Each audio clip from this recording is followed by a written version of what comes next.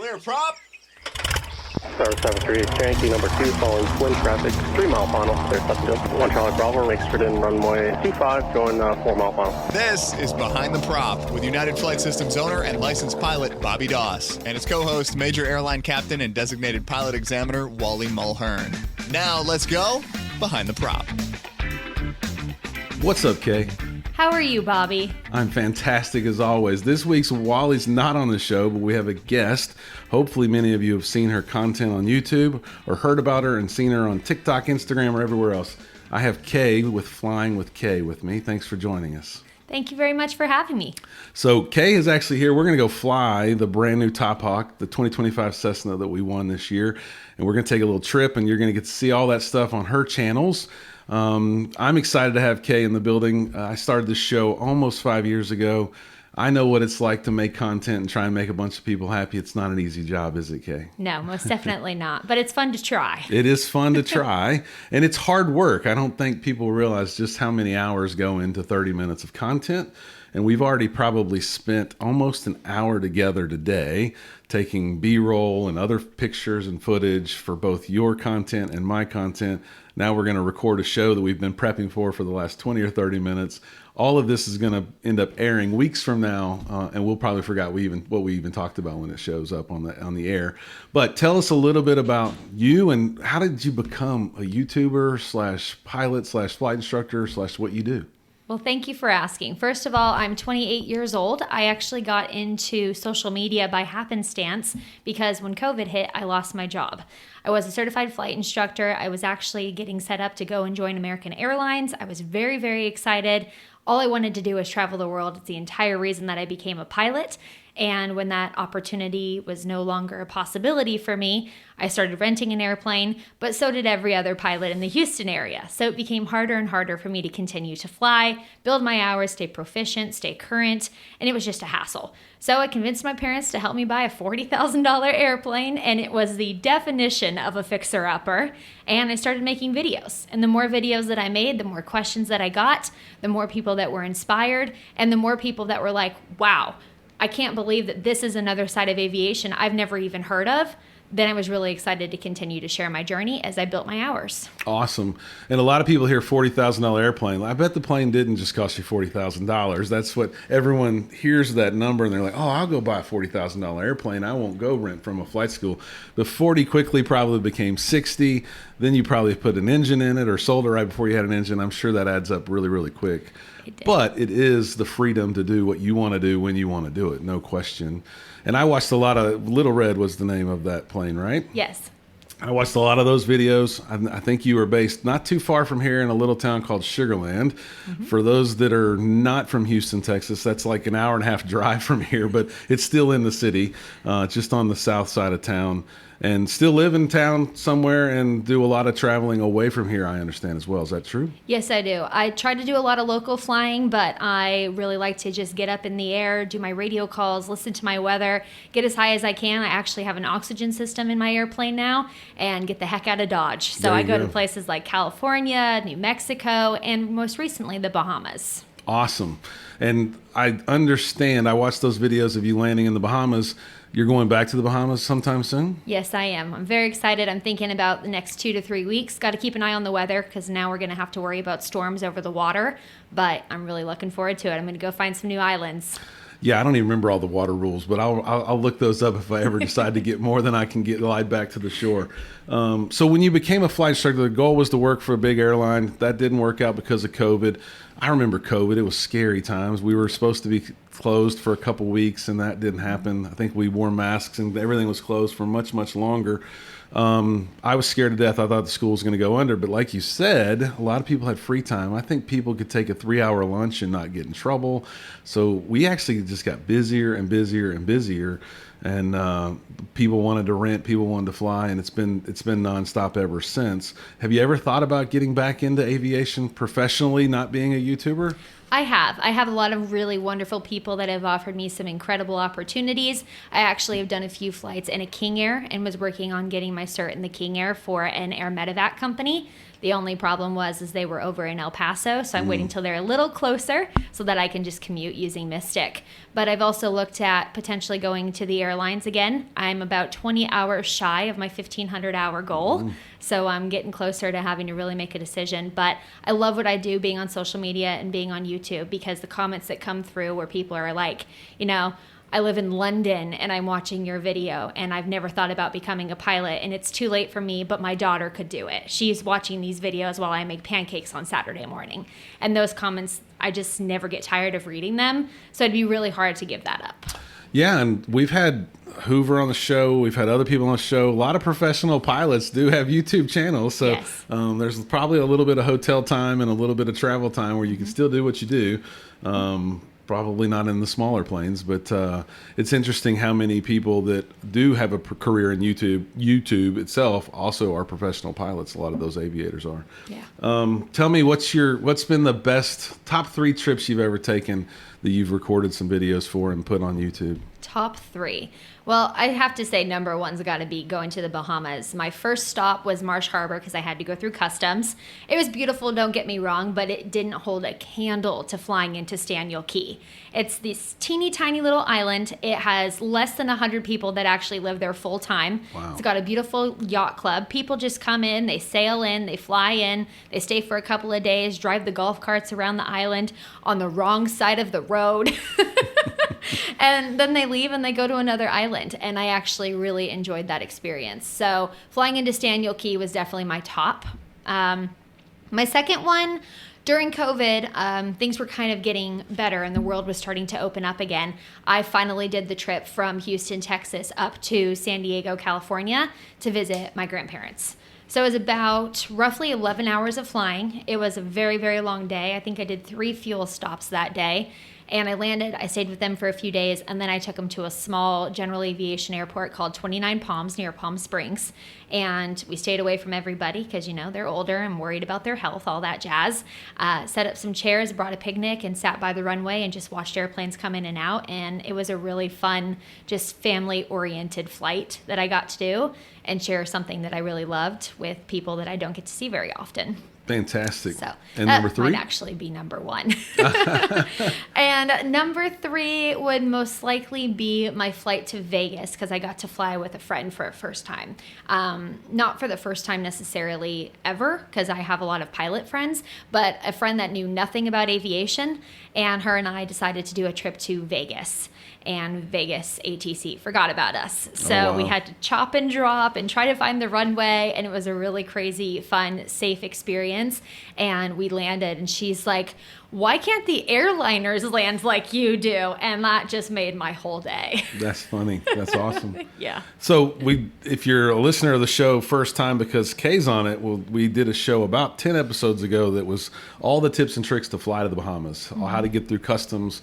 If you're interested in following Kay to the Bahamas at some point, that show would fill you in on all the legalities and criteria to get in the Bahamas and all the paperwork and all the radio certificates and things that most of us don't know how to do. We did that show on that. What was the worst trip that you've ever taken? Oh, I would say the worst trip, just because it caused me so much stress, was right after I bought Mystic. I decided to take my dad to a baseball game. And originally we were going to go to Arizona and watch the Diamondbacks. And I was like, that's a little far for our first real flight in Mystic now that I've got my hours and I'm feeling comfortable. So we decided to go to St. Louis. And lo and behold, 20 minutes before landing, my door pops open. And it's because the previous owners had done a field fix and never actually fixed the problem. So over time, whatever their temporary fix was just wore out too much. So even if I had opened my side window, I never was getting that door closed. Wow. The worst part about it is that the maintenance shop was fantastic. They tried to fix it over and over and over, and it happened 4 times before the weather moved in, and I ended up getting stuck in St. Louis for another 2 days. Wow. So it cost me a lot of time, a lot of money, but ultimately they were able to fix the problem, and I was able to get home. But it being one of the first long-distance cross-countries I had done in the airplane, not exactly the most ideal moment to have a situation occur. No, it's not. And we have planes break down in remote locations all the time, and sometimes it's user error, sometimes it's just the equipment gets beat up quite a bit here at a flight school. Getting a plane back even from a short distance is very painful. Oh, yeah. And then I think remote mechanics know that they have you stuck there, and they just might take a little bit of advantage of you in that situation. Yes. Which hurts the wallet quite a bit as well. Oh, yeah, absolutely. That's So, I was just going to say that's my biggest fear with the Bahamas is having to fly in somebody to do maintenance at some point. Oh, my goodness. Yes. But knock on wood. I know, Hopefully it's I'm not keeping one of those big motors on one side of the plane, because that would be really painful. Everybody thinks they want to be a YouTuber or a podcaster, or they think it's the easiest thing in the world. It's not too hard to sit here and talk into a microphone, but it's hard to come up with content. I've probably reached out to you the first time was over a year ago, and schedules just don't line up sometimes. To get this to work is not the easiest thing in the world, but for all the people that want to be YouTubers, what's a day in the life of a YouTuber like? What's it really like to be flying with Kay? All the time? Yeah. Honestly, it's one of those things where some days are just go, go, go, go, go. And there are other days where I just get to relax and fly and enjoy myself. I don't actually film every single flight I do because I want to keep in mind that even though it's a job, I don't ever want to feel like it's a job. I still want to have that love and that passion for aviation. And so sometimes just going up with my hair in a bun, no makeup on, and just flying for fun is how I keep that alive. But one long form video that's roughly 40 minutes or so probably takes me 12 to 15 hours. Yep. I've got 4 cameras that I have to align with my audio. I've got to make sure that it tells a complete story. And then I also go through the comments and I read people's comments on what do they really want to see. Lately, I've been told they want to see more checklist usage. Sounds good. I'm the checklist queen. No problem there. They want to see all the radio calls. They want to see the full landing. And they just want to see more and more and more. And so I'm constantly making changes to my videos. And that adds a lot of time too, because I'm trying to give my viewers exactly what they want every single time. And we have listeners, you can't appease everybody. You're never going to make a video that makes everybody happy, but it's hard. Some people want check right on this show every week, and that we could do that, but that's not all that aviation is about. What do you think the viewers get from your videos the most? Are they learning how to fly? Are they learning how to be a better pilot? Are you just inspiring women to be pilots? What do you think your show gives to the community that you're sharing it with? I think it's actually a combination. I think it inspires a lot of people, and not just people directly, but it also inspires them to talk to the people around them. Nieces, nephews, their kids, their grandkids. Maybe some people leave comments and they're like, hey, I was a pilot in the 1970s and I stopped flying, and because of you, I went and did another introductory flight just so I could get back in the air, and I forgot how much I loved it, and it's because I came across your video. And I call that inspiration because I've inspired them to find something that they love or something that they previously loved, and maybe life just got in the way. Sure. That's what happened with Pops. I mean, he never flew when I was growing up, and probably the day he retired is the day he decided to get back into flying. And without him getting back into flying, I never would have become a pilot.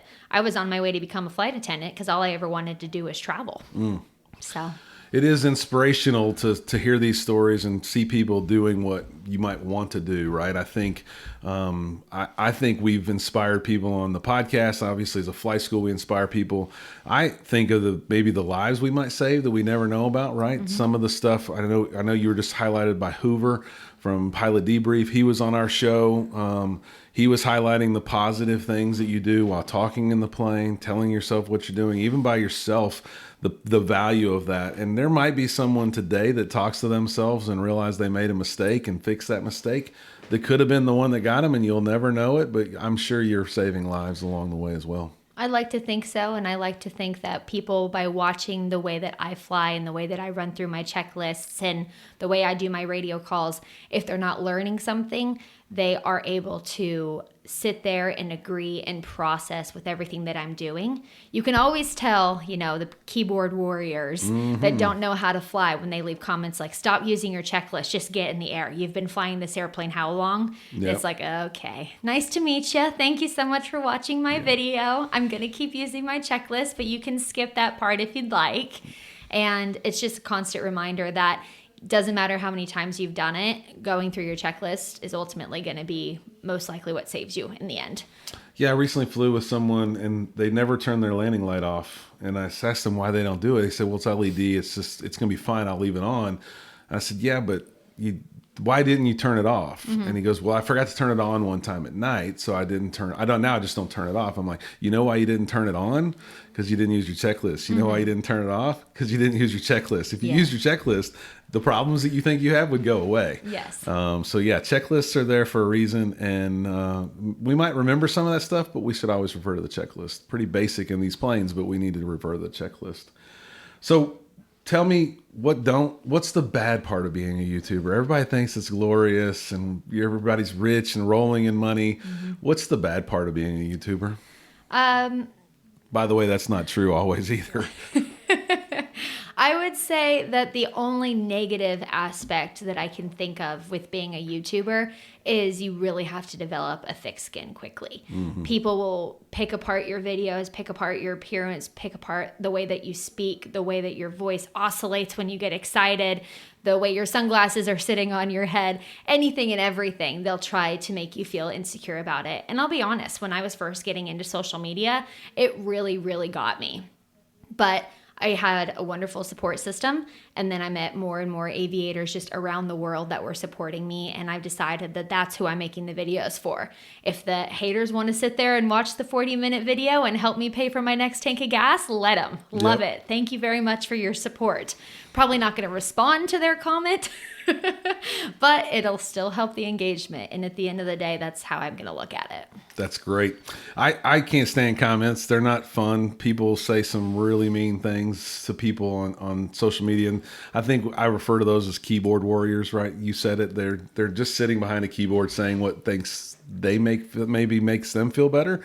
But it does do damage to people. It is hard to put up with that. And hopefully all the comments for you on this will be very positive, and for me, very positive. So we're about to go fly. We want a Top Hawk. You don't know what a Top Hawk is, and listening to this show, we've spoken a little bit about it, but Cessna's Pilot Center group can submit a marketing plan and a video. We submitted a video that's on our YouTube channel if you guys and girls want to go watch it. It was 10 minutes. John and Martha King had a little bit of cinema time on that one. They recorded part of our video in their studio and shared it with us.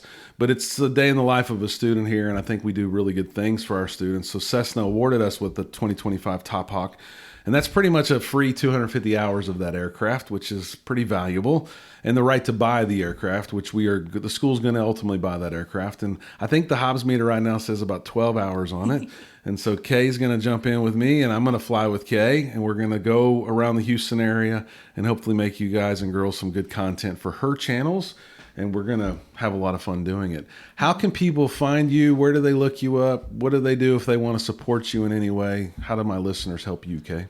Best way is just type in Fly with Kay on any social media platform. I'm on TikTok, Instagram, of course, YouTube, and even Facebook. Okay. And if you forget where to go, all you have to do is go to flywithkay.com, and it'll show you all the links there too. Awesome. And I think you wrote a book. I think you have a Patreon site. All that stuff's on that website as well, and they can go out there and support you that way too. That is correct. It tells the story. Becoming Fly with Kay is available on Amazon, and it tells my story from how I went from serving tables and not being able to make ends meet to ultimately becoming a social media, general aviation person, I guess. That's awesome.